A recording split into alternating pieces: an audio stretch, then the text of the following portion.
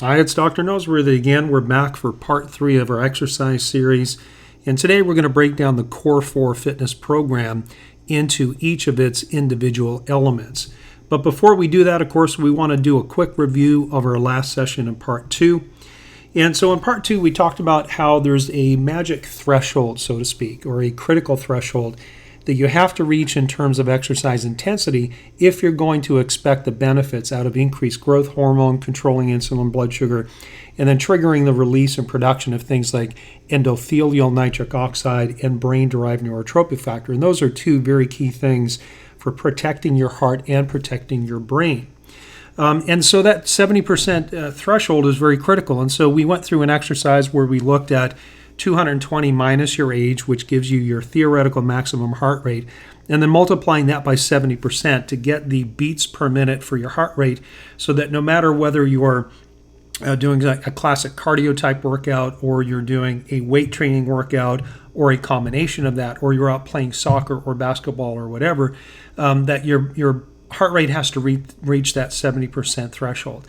We also talked a little bit about how we need to favor certain movements or kinds of exercise approaches over others. We talked about how compound movements are superior to isolation movements because they use big muscle groups, multiple movements. They exercise large portions of the body, and they have great potential for creating global metabolic impact. And we also said that we favor free weight or body weight exercises over machines because machines lock you into a single line of movement, and they take away the need for you to stabilize your own spine and whatever joint you're working out. And so free weights and body weight movements require you to stand on your own 2 feet and to stabilize your system. There's an additional benefit to being able to do that. And then we finished off by talking about how different sets of different kinds of exercises and different sets and rep schemes or models have to be chosen according to your goal. So whether or not you're trying to just take what you have and tone it up and develop endurance, or whether you want to put on a few pounds of muscle and gain some strength or develop speed and power, all of those require a different type of program. So to go very quickly, if you want to tone and build endurance in what you already have, then you're going to do a couple of sets of light weights for higher repetitions. If you want to go to the opposite extreme and will develop speed and power, then you're going to use heavy weights for only a couple of repetitions, but you're going to do that quite a bit. And then building strength is in the middle, building muscle and building strength. That's where you're doing moderate repetitions for moderate reps between the 8 to 12 range. Now today, we're going to talk about the individual components of the Core4 approach to fitness. We're going to talk about the warm-up, the strength piece, and when I say strength piece, I mean strength and muscle building. We're going to talk about Metcon or metabolic conditioning, and we're going to talk about the cool down and the mobility piece. So the warm-up is segment 1, and this is the part that's usually skipped or it's not specific enough. Of course, when I was younger and I was a young athlete, I could go from class when I was in university to a practice and just jump right in to the fray, so to speak, without warming up. Now that has changed over the years, and so I have to do a very specific warm-up these days. But for you, we want to make sure that whatever warm-up you do is unique to you. There's really no point in doing a general warm-up or doing the same warm-up over time. There's really kind of 2 components to a warm-up. One is a warm-up that is unique or specific to you, that works out your kinks and works out what I call your gnarly bits. And your gnarly bits basically are those tight and perhaps parts of your body that have scar tissue. I'm going to use myself as an example. I've had knee surgery a couple of times. I have torn cartilage in both of my hips. Now, none of these things prevent me from working out. I still do it. And as long as I take care of myself, I can perform physically quite well. But I have to spend a lot more time working out my hips, the muscles around my hips and my back and my knees, because that's where my kinks are. That's where my gnarly bits are. I don't have any problems with my shoulders, don't have any problems with my elbows, thank the Lord. but I do have issues. And so when I warm up, I have to pay attention to those things because they are an obstacle for me to warm up for any exercise program, because we always have to use hips and shoulders and elbows, etc. But the other element, aside from working on your kinks and your gnarly bits, you have to prep yourself for whatever routine you're doing that day. So for example, if you're doing a lower body focus day and you're doing some squatting, then you have to warm up with the movements that you're going to be doing. So you're going to warm up with light squats, with maybe just what we call air squats, which is just using your body weight, or some kind of a variation of that type of movement that uses the same muscles. And this is what some people call greasing the wheel, or setting the groove. You're basically using your body in a way that you're anticipating in the strength piece of your particular workout. Same thing, if you're pressing or you're pulling, using your upper body to push away from you, to push upwards, or to pull towards you, you want to use those exercises or those movements to warm up the specific muscles and joints that you're going to be using that day. So ultimately, you want to warm up in a way that uses the muscles and the movements planned for that day, and making allowance and accommodation for your kinks and for your gnarly bits. The other element of the warm-up plan is to combine the plan-specific movements, whether you're squatting or pressing or pulling, as we just mentioned, with some kind of light cardio in a short 8 to 10 minute circuit. Now, honestly, there are a million different ways to warm up. I'm just trying to give you some basics, some starting points, particularly if you don't have that kind of a background. You may, and that's fine, that we can just take what we're going through here and add it into your bag of tricks. You can play with it and see how it works with you. But what I like to do for myself is I like to do my body temperature warm-up. Usually most people will say, well, get on a treadmill or an elliptical and go for 8 or 10 minutes and get your heart rate up, get your blood pumping. Well, I like to do that in conjunction with working on my gnarly bits and working on my plan-specific movements. So I tend to do this in some type of a circuit. So what I try to do is I focus on the big pieces. I focus on the hips, focus on my back, or what's called your posterior chain, focus on my abs. Those two things together would be your core and your midline stabilization system. And you also want to work on creating warm-up and mobility within the shoulder girdle.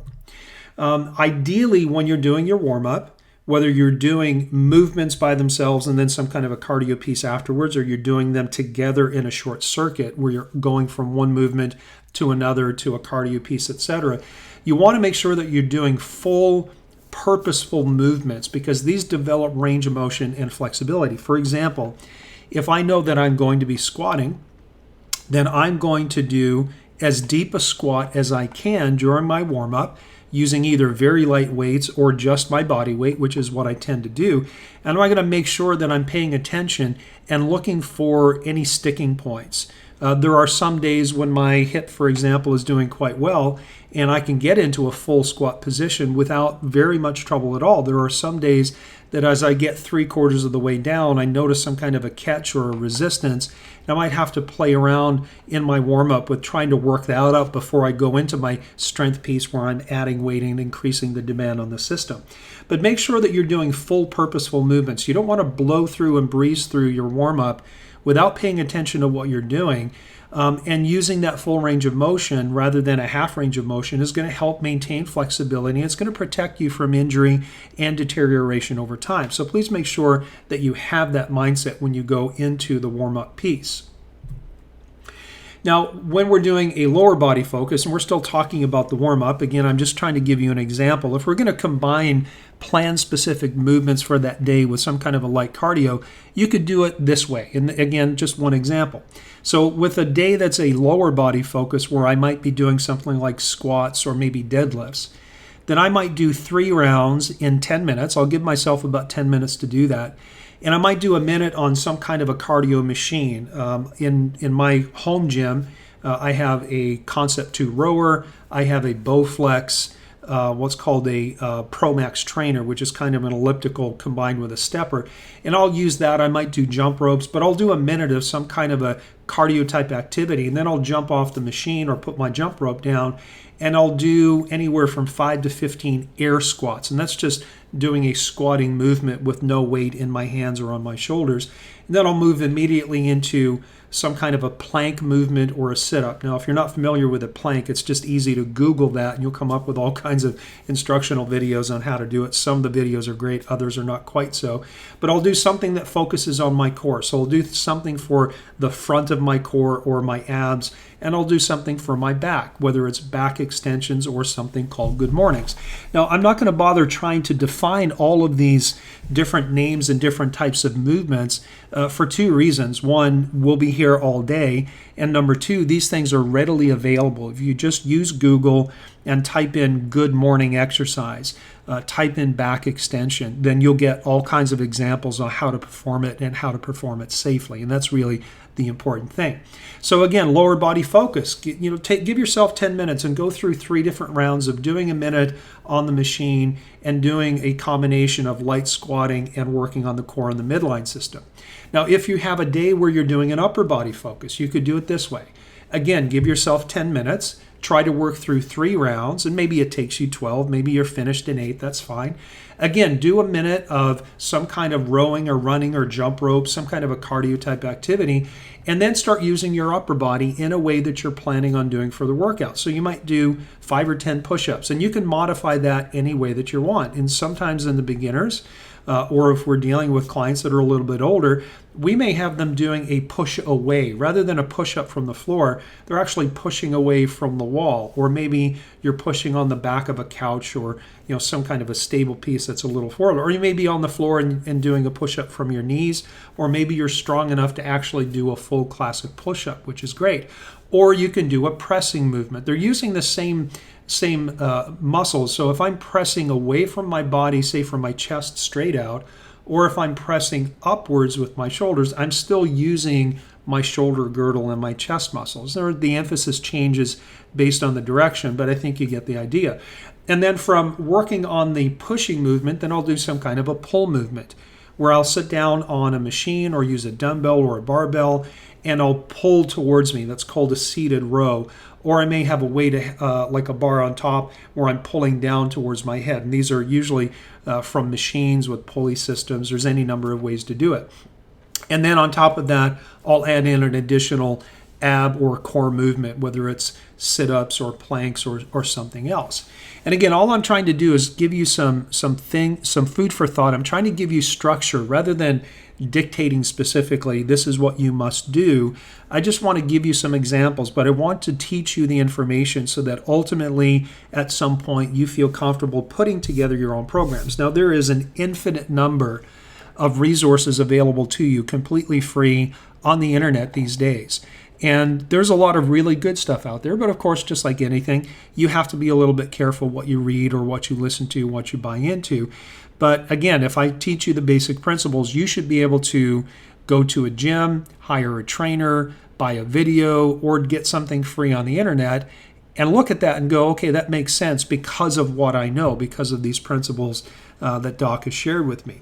So remember, warm-up is key. It's got to be the very first thing that you do anytime you set your mind to do some kind of a physical activity that we classify as exercise. Final words on the warm-up. Some people take longer to warm up than others, and it may take longer for you to warm up today than it did, say, 10 years ago. And what I said earlier is I used to be that kind of guy who could just jump into a gym and start lifting weights or jump into a game of basketball or something that I had no warm up. But these days I've really got to spend some quality time because of the kinks and the gnarly bits that I have. Take your time and make sure you do it right. Full purposeful movements, develop your range of motion, develop an awareness and understanding of your body. This is the best time and place to do that. And ultimately, over time, experiment and figure out what works best for you. I can work out with a friend, and he and I will do 2 completely different warm-ups, very simply because he's got different kinks and gnarly bits than I do. And regardless of the fact that we're doing the exact same workout routine, the way we have to prepare ourselves to do that is individual, and it's different for every one of us. So plan on at least 10 minutes, and that would be for people who are efficient movers who have fairly good understanding and knowledge of their body and how to control that. They have few issues, meaning few gnarly bits. Or you may have to plan on 20 minutes. And so maybe a 40-minute workout turns out to be 50 minutes because you have to spend a little bit of extra time warming up those stiff parts. And so 20 minutes might be for the inefficient movers, those who are stiff and those who have lots of these gnarly bits that we've been talking about. Now, what about the strength piece? And again, I include in this developing strength and also adding a little bit of muscle. Those two really kind of overlap, and depending on how you put your sets and your reps together and do the actual workout itself, you will either shift the emphasis to a little bit of gaining muscle and more strength development, or a little more of gaining muscle and a little bit of strength development. But really, the two go hand in hand, which is why I've combined them.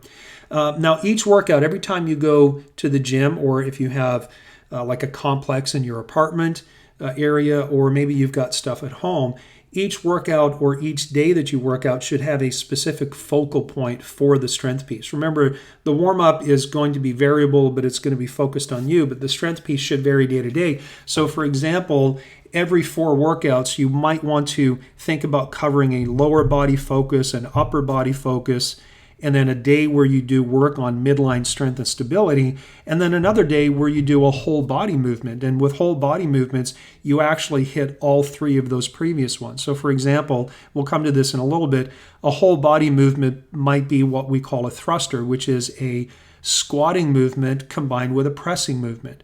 And so not only am I working my legs and my posterior chain, I have to stabilize my core, my midline, and I'm using my arms to press overhead. So I'm getting lower body, upper body, and midline strength. And we're trying to be efficient. We're trying to pick the things that give us the greatest bang for our buck and give us what we want without having to spend an hour and a half or 2 hours. Ideally, if you're working out 4 days a week and you're doing it efficiently, following our program, and you're spending 40 minutes per day in there, you're doing 160 minutes per week in the gym, and that accounts for about 2.5 hours, right? A little bit less than that. So you don't need to spend 2.5 hours a day in the gym. You have to spend 2.5 hours per week. Now, if you're sitting there and you're going, Doc, I don't think I can spare the time, we need to have a different conversation about being organized and prioritizing things, because everybody can find 40 minutes to work out, even if it's doing some simple calisthenics at home after you wake up, before you go to bed, as soon as you get home. Quit watching TV, quit doing things that really don't improve the quality of your life, and let's steal 40 minutes from one of those areas, and let's make sure that you're doing some things to help improve the quality of life from a fitness standpoint and all the things that can give you. So moving on with the strength piece, you got to make sure that you warm up before you do the strength piece, right? That's really critical. Most of us are not at the point where we can just sit down and do a strength piece without warming ourselves up. We've run the risk of injury. And when you're doing a strength piece, and we'll talk about sets and reps again, the first few sets of whatever movement you're doing, whether it's a squat or a deadlift or a press or a rowing motion, that should be at a lower weight that allows full range of motion and very good control. And every time you do another set, you add a little bit of weight, but you're using the first few sets to extend your warm-up. You're going from your warm-up, which is general and preparing your body, to doing a specific movement where the first couple of sets are lower weight, higher repetition, easy to control, before you commit yourself to getting into the zone where you're going to start developing strength and engaging the process that ends up in a little bit of muscle mass. Ideally, after you do that, you should be very well prepared then to challenge yourself on the final 2 or 3 sets. And that's really where the good stuff comes from. It's when you start to push yourself and hit those guidelines that we gave you in the last session about fatiguing within a certain rep range. So ideally for your strength piece, we want to ultimately get to the point where we're prepared to do 2 to 3 sets of moderate weights that cause you to fatigue within that 8 to 12 rep range. Now, a little bit lower, so if you're fatiguing at the 8 mark, you're going to be developing a little more strength balanced with, say, adding a few pounds of muscle. If you're up towards the 12 range, That's getting up towards where you're working on toning and endurance. You're going to get some mass development, but you're not quite as much strength. And so you can kind of mix and match and vary it. But ultimately, if you're in this zone, so to speak, you're going to be developing some strength, and you'll put on a few pounds if you're doing it right. And as I mentioned before, especially if you're a lady listening to this, don't be afraid of a couple of pounds. In fact, most of my clients can do to add a few pounds. And remember that it's the muscle mass of your body that's really your metabolic machine. If you want to be able to produce hormones appropriately, if you want to burn calories and burn fat, and all of these wonderful things that most of us look for out of an exercise program, we have to have muscle to do that. When you lose muscle mass, you lose your independence, as we talked about in the last session. But losing muscle mass means that you lose your furnace. You lose the place where you burn all the junk and the stuff that you want to get rid of, and it's a lot easier to accumulate and retain things. So back to the screen, let's make sure that you warm up before. Make sure the first couple of sets of your strength piece movement is at a lower weight, higher repetitions. Prepare yourself to get to those final 2 reps where you're pushing it and fatiguing within that 8 to 12 rep range. Now here's an example. We're just going to use lower body focus. We could do this with upper body focus or midline stability. And in this example, we're using a machine called a leg press. And there's different variations of it, but basically you're sitting down or lying down, you're putting your feet against a big plate, and you're pushing away from your body. In essence, a leg press mimics a squatting movement where you're standing up from being squat down like you're sitting on a chair.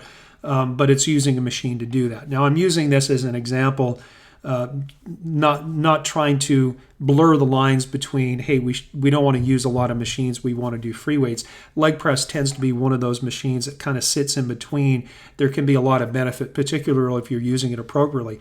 But in this theoretical example, let's say that we have a person who can do 12 repetitions of this leg press movement using 100 pounds. That's their maximum weight. Can't do, like if they put 110 pounds, they can only do 9 repetitions or something like that. Then I'm just trying to give you an idea of how to set your poundages for each different set, because remember, the first couple of sets are lighter weights and the last few sets are what we call your working sets. And so setting it out this way, sets 1 and 2 would be starting out at 50 pounds, which is only half of what your 12 rep max is, and then doing that for 12 reps and adding 25 pounds for set number 2 and doing that for 12 reps. And that should be well within the boundaries of what you can do comfortably. So it really still is a warm-up. It's not taxing you. Now, when we start to get to about 85% of the max for that particular movement, and in this example, I picked 100 pounds just to make the math easy. But once we get to the third set and we're up around 85%, this is where we start what we call the working sets. So you can use that mathematical relationship that no matter what your maximum is on a given movement, whether it's for 12 reps or 1 rep, whatever, when you're at 85% of that, that's where you start your working set. That's where the changes start to happen. So if you're always working out at less than 85% of whatever your maximum is for that movement, you're never getting into the zone where you're actually going to build a little bit of strength and protect your muscles and add a little bit of mass, right? Again, don't be afraid of that. So 85 pounds would start the first one. So you do 85 pounds for 12. Now that's still shy of what your maximum is, but it's where your body starts going, okay, I need to start responding appropriately and start to adapt. So you finish the third set, then you rest a little bit, you add another 10 pounds, you do another 12 reps. Now you're getting close to your 12 rep max, so each set should just be a little bit harder.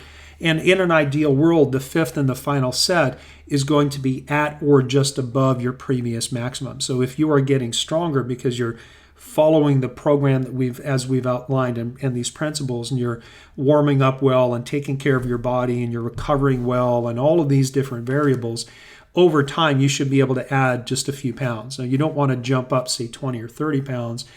Just even sometimes a 5% increase is really all that's needed to make the progress continue going forward.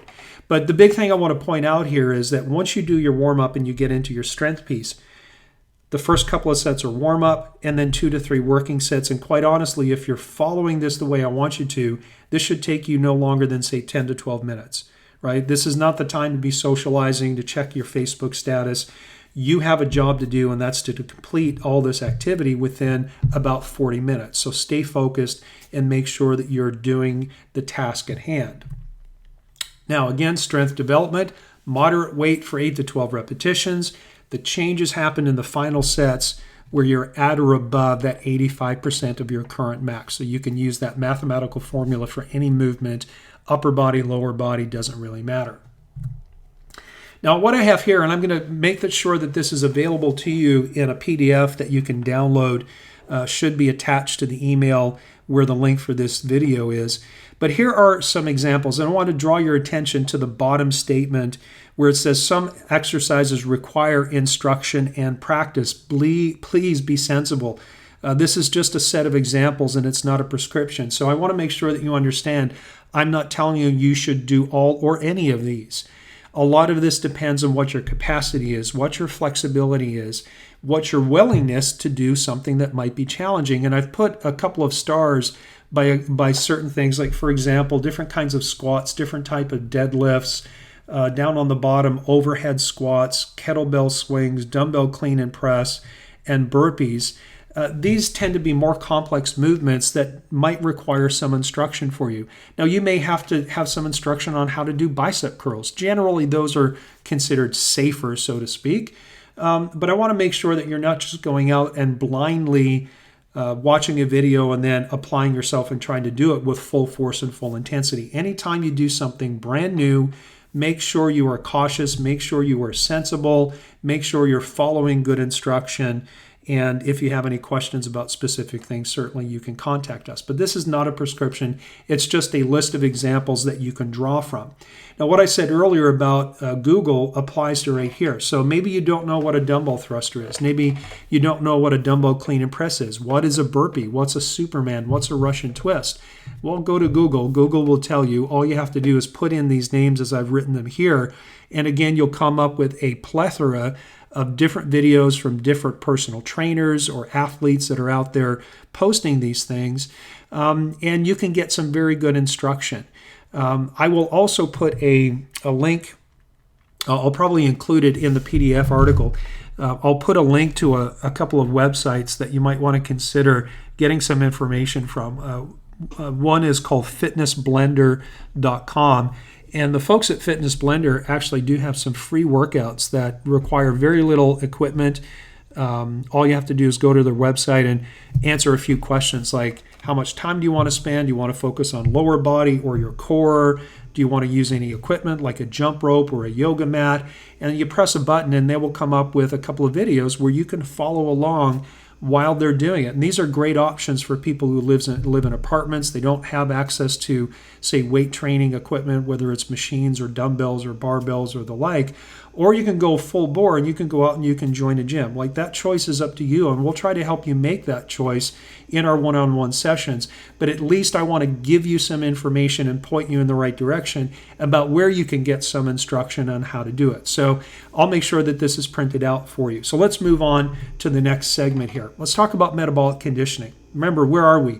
We've talked about warm-up segment. We've talked about the strength piece. Each of those should take roughly 10 minutes. So we're about 20 minutes into the program. And it might take you a little time to get efficient at these things, but just hang with it. Now, metabolic conditioning, or what we call Metcon, is designed specifically to develop stamina and cardiorespiratory endurance. This is where your lungs and your heart and blood flow really can kick in. So it enhances blood flow, and talking about things like your nitric oxide systems for protecting your heart and your blood vessels, or sufficient intensity of exercise to drive that brain-derived neurotrophic factor to protect your brain. You can do all of that with metabolic training, or Metcon, and metabolic conditioning. It also helps you control body composition, and to be honest with you, weight training does all the same thing if you do it properly, and you can actually use weight training in a way that drives your metabolic conditioning. So, in the old days, there was a big line of distinction between cardio and weight training.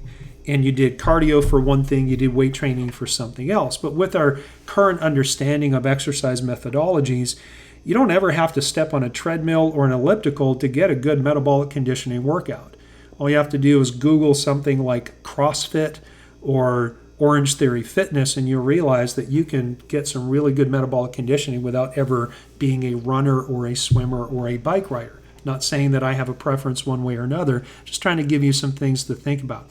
But metabolic conditioning will help control body composition because we tend to use up fuel and start burning fat.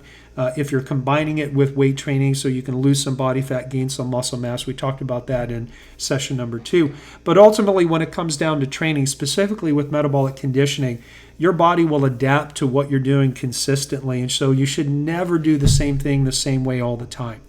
I want to remind you, one of the principles of functional fitness is constant variation. And that's true for weightlifting. It's true for Metcon as well. In the beginning, beginners can get away with doing things the same way, the same time, the same thing the same way all the time because their body's not used to it.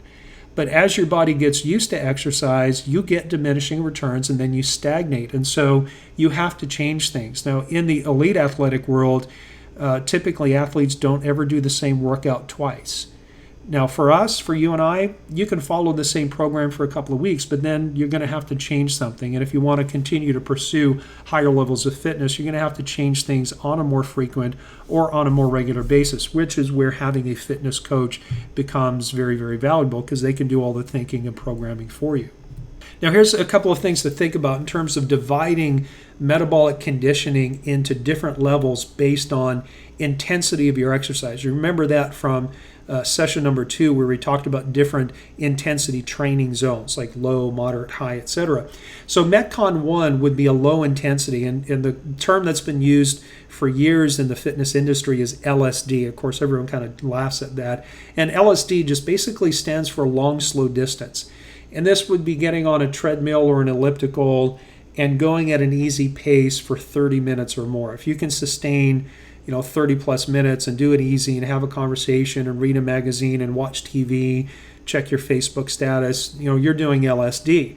The other term that's more recent is LICE, and that's low intensity constant exercise, and that's typically done at very low intensity rates of 40 to 60% of your maximum heart rate.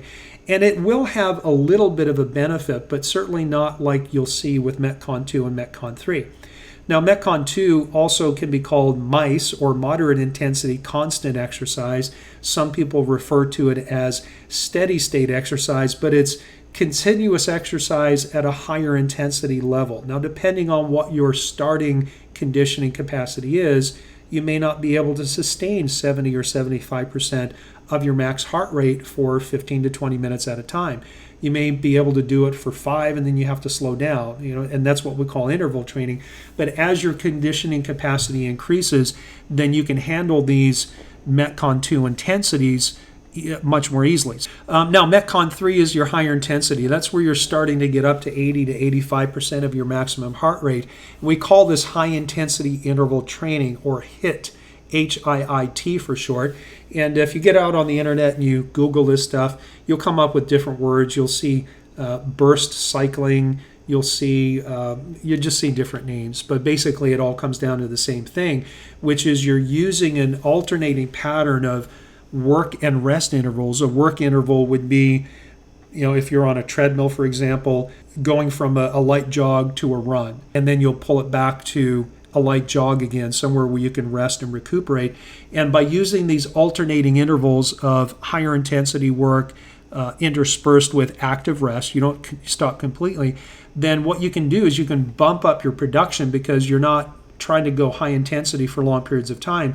And that really is incompatible. High intensity demands shorter time periods.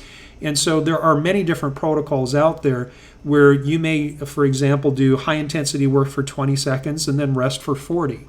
Or you can do high intensity for a minute and a half and then rest for 3. Or if you really want to bust it, there's a protocol called the Tabata protocol, which is really what started all this high intensity work. A Japanese researcher named Tabata, T-A-B-A-T-A, he designed a protocol which is only 4 minutes long, where you do 20 seconds of high intensity work followed by only 10 seconds of rest. Now that's typically for people who are already conditioned. I wouldn't start out that way. But the bottom line is, if you're going to engage in Metcon 3 and do high intensity interval training, especially in the beginning where you're not able to sustain higher levels of heart rate for consistently long periods of time, you have to break it up. And so doing this alternating work to rest interval, you can accumulate anywhere from 4 to 20 minutes, and you'll see some magical things happen as long as you're respecting your metabolic tipping point.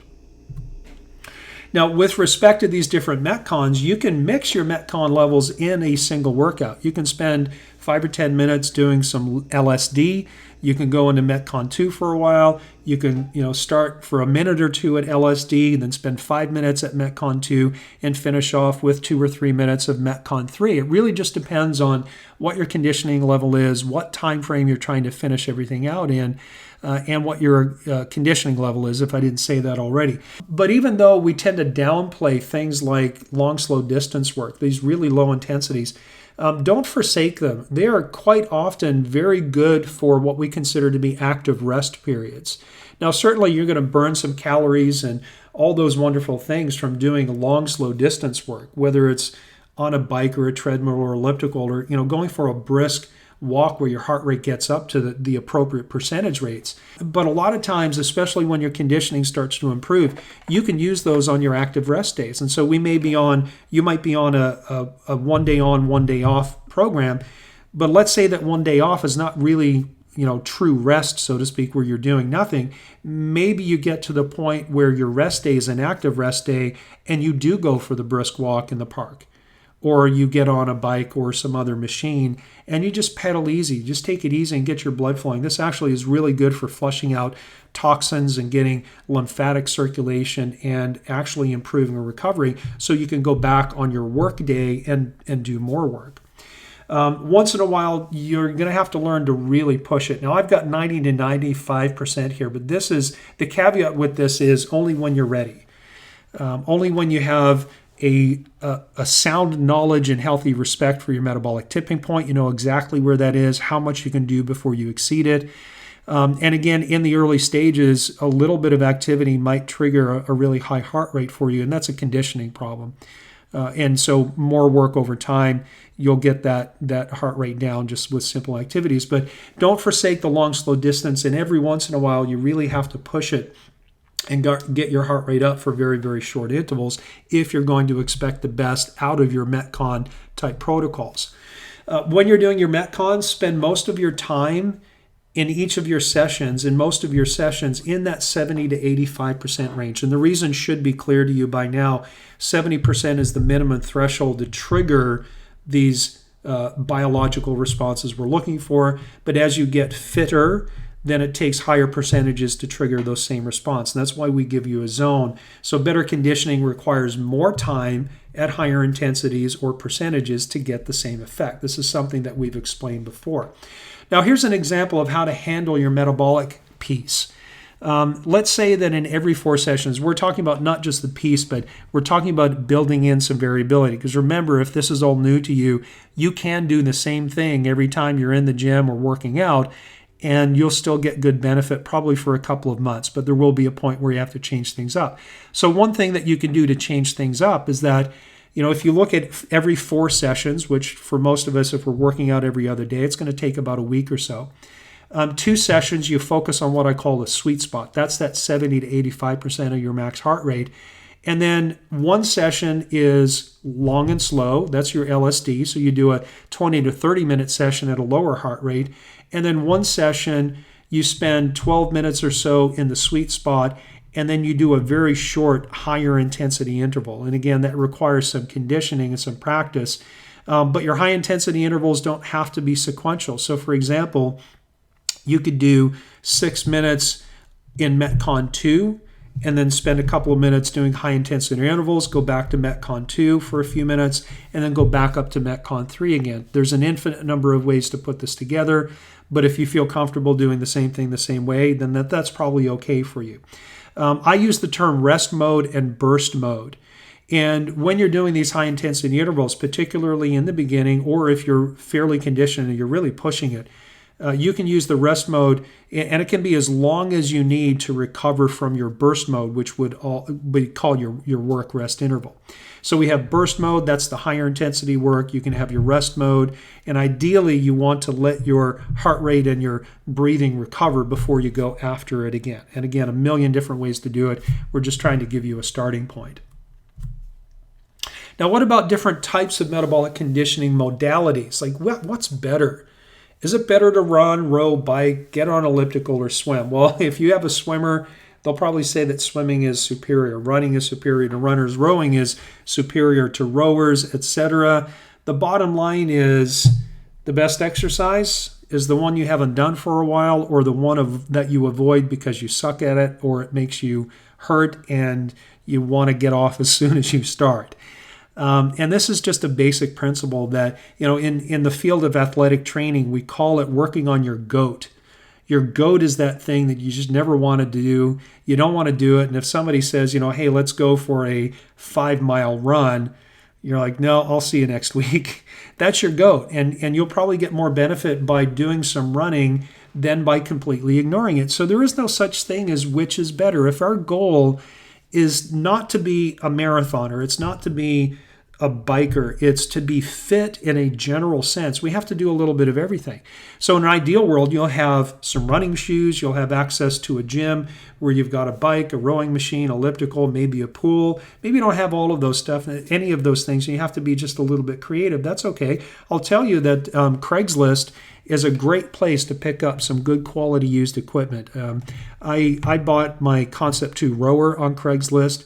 That's a $1,200 piece of equipment that I got for less than half the price because a guy bought it, used it for a few months, and then just realized he wasn't into it. And so I got a high quality piece of machinery that will last me for several decades because these things are built rock solid.